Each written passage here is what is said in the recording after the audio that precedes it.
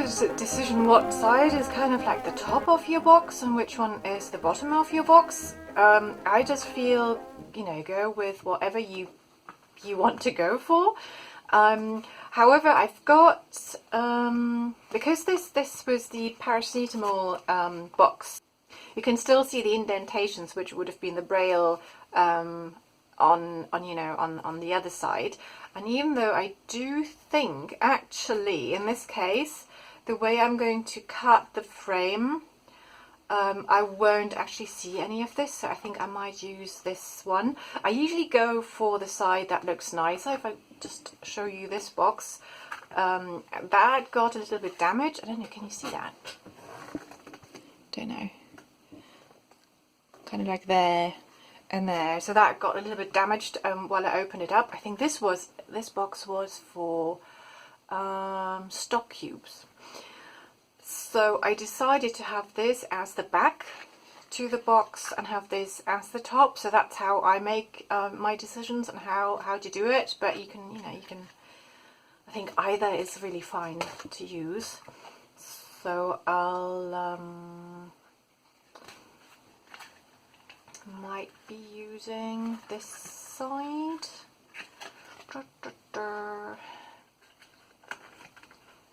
Yeah, I think. No, I'm trying to think. Is that the right side to do? Or which one do I like better? Sometimes, I'll just kind of close up the box and see which side I prefer. But I think I'll just go for this one. Might be easier to measure. Okay. I think I'll go for something that is a little bit less than 1 centimeter on this box. If it was a bigger box, I would obviously have a bigger frame. So this one was, I think, around about 8 millimeters all the way around, and then seemed to work quite well. I find, anything less, unless it's a really small box, might be too little. Also, you want to be able to attach the foil on the back, and so you have to have something you can glue it onto. So, okay, so really, all I've been doing is grab my ruler and then go to the edge of the box. And okay, let's go for 8 millimeters on this one, and then I make 3 marks. 3 is because then you're most likely to get a nice straight line rather than just the 2. So I do that all the way around. Kind of like this edge is a little bit more difficult because I've glued the paper on top, so the line isn't as distinct. Let's do that one first. So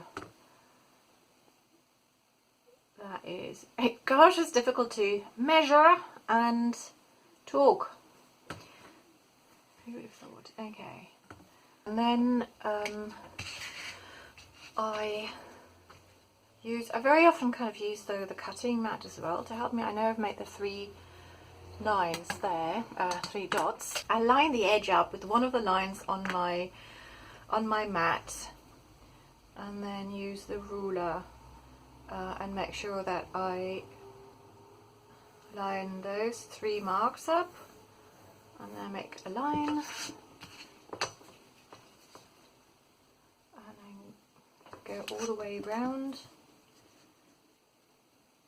And the other thing I do, because I find that helps when I'm cutting, I'm going over the the corner. It will make sense in a second, because that will help me to know how far I need to cut into the corner once I start cutting. I've got all my lines, and then I'll get my knife. And then what I can do, I know exactly that this is my starting point and this is the end point when I'm cutting. So again, I'm lining it all up, and I'm just cutting kind of like very gently. I'm not putting any pressure on on it. There. And then I'm trying to make sure that I don't overcut. I can always kind of go back into the corners if I need to cut a bit more.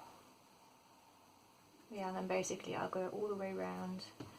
Again, here I know exactly where I need to start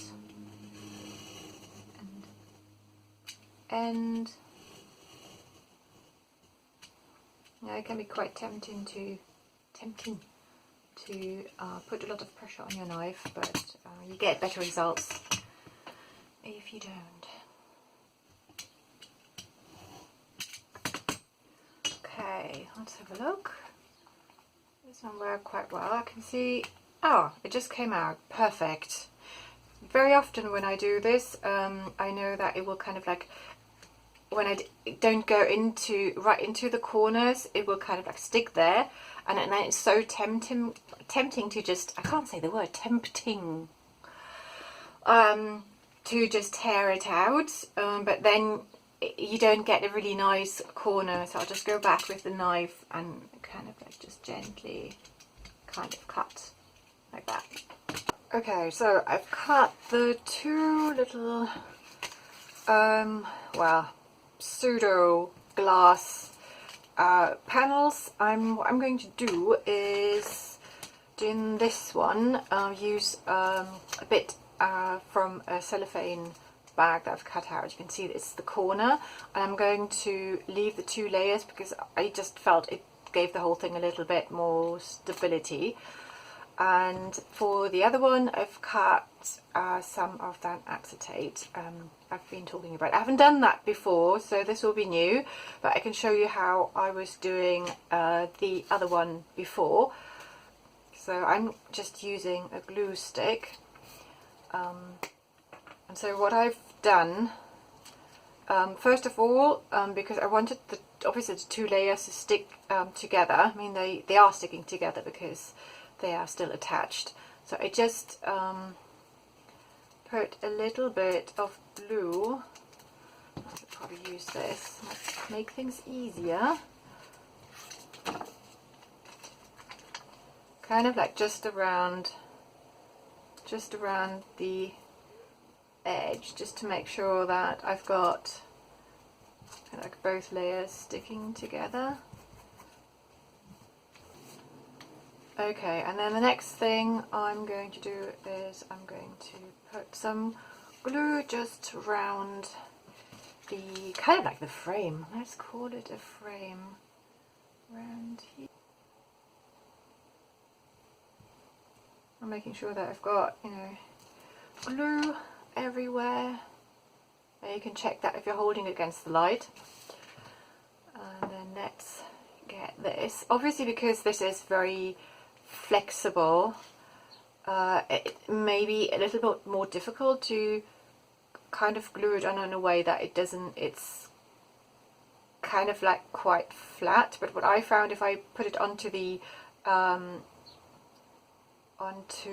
frame and then kind of like pull it out on both sides, that gives it, you know, quite a nice result. Obviously it won't be as flat as, you know, a piece of glass or even the acetate will be.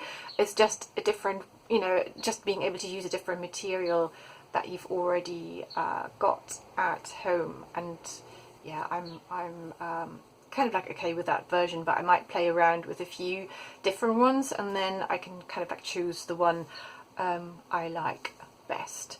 Okay, so I've got this one. So what I'll do with this, as always, put it under a heavy book so that it can dry, and I won't do anything with the box unless until this one has dried. For the other one, for this one, I was really debating whether to use double-sided tape, which I think would probably make more sense, but I think I've said that I really dislike double-sided tape because it's driving me crazy. It's trying to get, you know, the back off, and then once you stick something on it and it's not quite where you want it to be, you can't, you know, I mean, it sticks really well, but it's so tricky to get anything off. So yeah, I just find it too frustrating. So we'll see. I mean, obviously if this doesn't want to stick, then I will have to use the double-sided tape, but I'm just going to try and use Pritt stick, no, well, glue stick, it's not a Pritt stick, a glue stick for this. I'm just doing the same thing, making sure that I've got glue everywhere on the frame.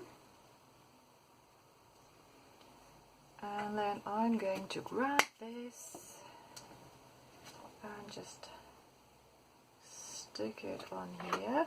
Obviously this is a lot easier because it's more, yeah, it's not as floppy, I would say.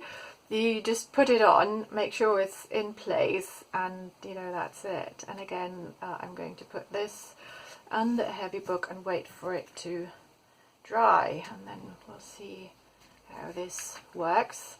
But obviously this looks a lot more like glass would look like, so I feel I'm quite tempted to make most of my boxes, especially probably the bigger ones that have kind of a bigger kind of, you know, glass area, to use this because it's just flatter and it just looks more like glass. So anyway, I'll just stick these under under a book, and then we'll come back to this one. This is the one I've already finished, and then I'm going to show you what I'm going to do next.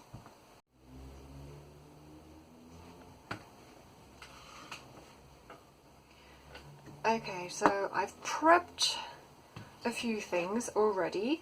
I don't know if you can see this. I think I've mentioned this before in this video, because it took me so long to actually finish this video. I've done it in so many different stages, and I think the first part I did about 2 weeks ago, and I just didn't get around to doing more. But I think I did mention it, that you can kind of like see the braille as part, you know, because it was part of the box, and because that's the inside, I wanted to cover this up. Otherwise I could just stick whatever I've got, just I suppose, on the back. It's one thing I'm not quite sure yet. Let's just grab a feather, because I'm going to put a feather in here. In a way, I feel quite reluctant to glue all the things into the boxes. I don't know why. It just feels somehow kind of almost wrong, or the wrong way to do it. I might do it anyway.